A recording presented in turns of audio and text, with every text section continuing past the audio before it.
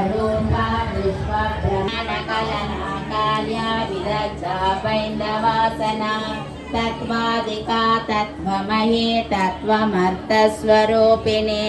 सामगानप्रिया सौम्या सदाशिवा कुटुम्बिनी सव्यपसव्यमार्गस्था सर्वापाद्विनिवारिणी स्वस्था स्वभावमधुरा धीरा धीरसमर्चिता चैतन्यर्घ्यसमाराध्या चैतन्या कुसुमप्रिया सदोदिता सदा तुष्टा तारुणादित्यपाटला दक्षिणा दक्षिणाराध्या सरस्मेरा मुखाम्बुजा कौलिनी केवलानर्घ्या कैवल्या पददायिनी स्तोत्रप्रिया स्तुतिमते श्रुतिसंस्कृतवैभवा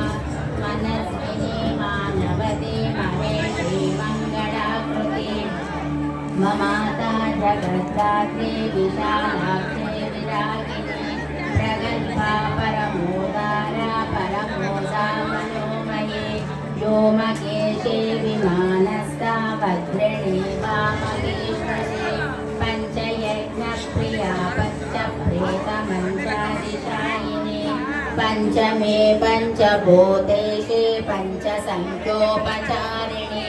शाश्वती शाश्वतेश्वर्या शर्मसा शम्भुमोहिनी धराधरा सुधाधान्या धर्मिणी धर्मवर्धिनी लोकातीता गुणातीता सर्वातीता शमत्मिका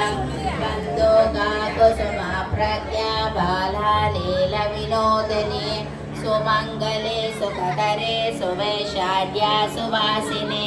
सुवासिन्नर्चनप्रीता शोभना शुद्धमानसा बिन्दुतर्पणसन्तुष्टा पूर्वजा त्रिपुराम्बिका दशमुद्रा समाराध्या त्रिपुरा शिवङ्करे ज्ञानमुद्रा ज्ञानगम्या ज्ञानगेयस्वरूपिणी योनिमुद्रा त्रिकण्डेशे गुरुणाम्बा त्रिगोणगा अनगा पुजचारिद्रा वाचिका चक्ररायिणी अभ्या